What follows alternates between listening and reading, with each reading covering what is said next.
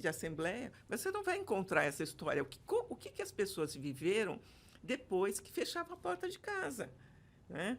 Então, na minha casa, por exemplo, eu nunca posso dizer assim, não, nós passamos necessidade. Não passamos. Por quê? Porque a minha mãe era uma mulher muito forte. Ela só tinha 26 anos e 3 filhas. Uma recém-nascida. Mas ela sempre foi uma mulher muito forte.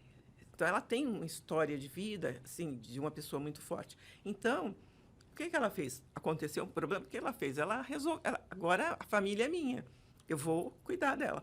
Então, agora é a minha vez, porque ele perdeu essa capacidade, assim como os outros, porque eles eram, além de processados, perseguidos. Se eles arranjassem um emprego, eles tratavam de fazer com que eles perdessem esse emprego. Foram destituídos das docas, foram demitidos, estavam respondendo a processos que passaram da área comum, da justiça comum para a justiça militar, por causa do ato institucional número 2, e eles perderam essa capacidade de sustentar suas famílias. Então, as mulheres, elas começaram a atuar dessa forma.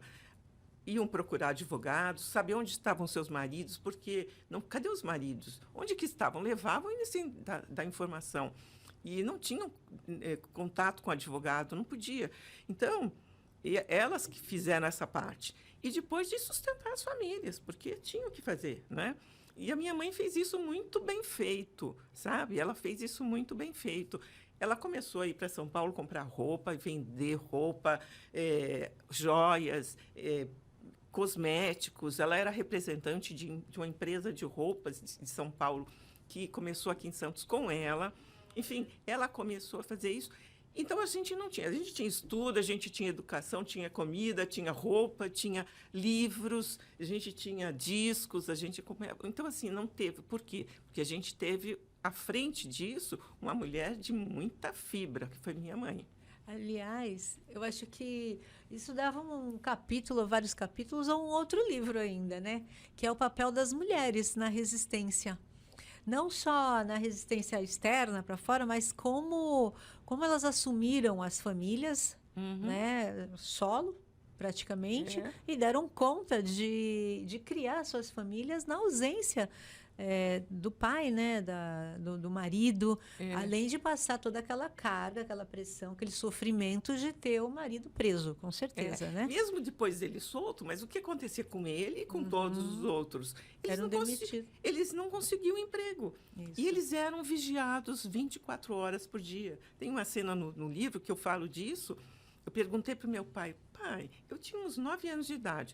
Pai, como é que eles sabem onde o senhor está? Aí ele me deu um exemplo. Ele respondeu com um exemplo. Como é que eu vou te explicar? Olha, eu peço para você ir até ali comprar alguma coisa para mim.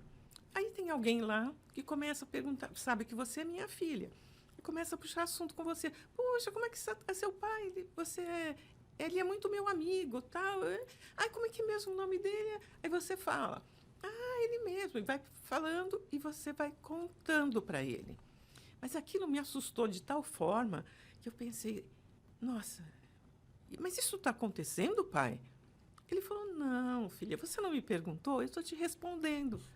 Só que depois, anos depois, quando abriram os arquivos do DOPS, eu não sei se meu pai chegou a ver, porque ele faleceu, mas eu não sei se ele chegou a ver. Ele faleceu em 99, dezembro de 99. Quando eu tive contato com isso, foi depois, mas eu não sei, porque ele nunca se desmobilizou. Então, não sei se ele chegou a ter acesso a esses documentos ou não. Mas quando eu tive, eu não acreditava naquilo. Porque, assim, a reunião no dia tal, estava fulano, Beltrano, o prefeito de Guarujá estava nessa reunião, não sei, ele faz feira, não sei, assim. O presidente do sindicato deles, Manuel de Almeida, era 24 horas. Um agente do DOPS ficava 6 horas, fazia um relatório, terminava, assinava, entregava, dava o nome, colocava o nome do próximo agente, o próximo fazia 24 horas por dia, ele era vigiado. Agora, por quê? Porque essa coisa toda com os sindicalistas, isso era um projeto mesmo, como você estava falando. A força que tinha que tinham os sindicalistas, os sindicatos. E aqui em Santos, aqui ficava o principal porto da América Latina.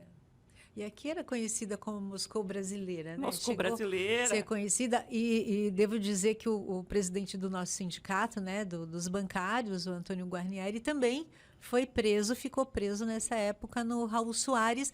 O sindicato também sofreu intervenção durante todo o período, só depois é que pôde ter eleição, né? Os documentos foram queimados e vários diretores foram levados aí para a delegacia da São Francisco. Então, é o que você está... Então, assim, eu acho que é importante esse livro que você vai estar construindo, né? Tá escrevendo, que é mostrar a força dos sindicatos, a importância dos sindicalistas, porque a gente, durante eu, pelo menos, ouvia muito falar dos estudantes, da resistência dos estudantes, resistência dos intelectuais, dos que foram para a guerrilha, dos que morreram, os torturados, mas a gente pouco ouvia falar sobre a resistência e a importância dos trabalhadores, né, dos sindicalistas. E teve que haver intervenção em centenas de sindicatos pelo país afora para quebrar a espinha dorsal dos sindicatos, dos trabalhadores, porque é quem organiza os trabalhadores. Então, é esse projeto ao qual vocês estão se referindo. Acho que é importante pontuar isso, né? Então, são coisas assim. Você falou das mulheres. Eu conversei com uma pessoa quando eu disse que via aqui, e até passei uma live que vai haver agora, por esses dias, com a participação do Frei Beto, mais um outro convidado, que eu não me lembro quem é, e o apresentador. Então, são 3 homens. E a pessoa falou para mim, mas só estranho não ter mulher. Eu falei, sabe por quê? Há 60 anos, a primeira geração dos presos, não havia mulheres. Eu falei assim, não sou eu que estou falando, porque... Não havia. Se você pesquisar, só encontra homens, porque eram militares, que eram dissidentes, eram sindicalistas, e nessa época eram os homens que dominavam o sindicalismo. Então, eram homens, sindicatos, jornalistas, alguns, porque alguns acabavam trabalhando em jornal, porque a imprensa como um todo acabou apoiando o golpe, com exceção da Última Hora, isso da grande imprensa, né? A Última Hora, do Samuel Weiner. Então, jornalistas tinham... Os cientistas que eu falei ficaram presos no Raul Soares, mas não é porque eles eram cientistas, é porque eles tinham ligação, por causa das ideias dele.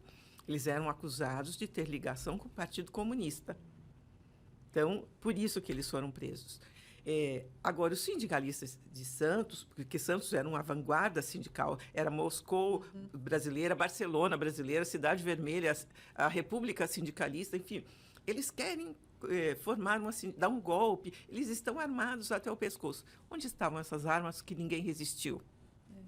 Não houve resistência, porque não havia armas. Então, existia um projeto. E sobre esse projeto eu falo no meu próximo livro. Eu não quero falar tudo, para deixar um pouquinho de coisa. Mas tá fazendo segredo. Tem alguns personagens que estão aí na história e que entraram para a história como heróis. Aí você vem novamente aqui contar, né? Sim, mas tem porque, inclusive, saiu, quando ele faleceu, de projeção nacional. Até a Comissão Nacional da Verdade engoliu essa história. Ele é como herói. Quando eu vi um vídeo dele se posicionando como herói, aquilo ali me atingiu na alma. Eu falei, não é. E eu conversei pessoalmente com ele,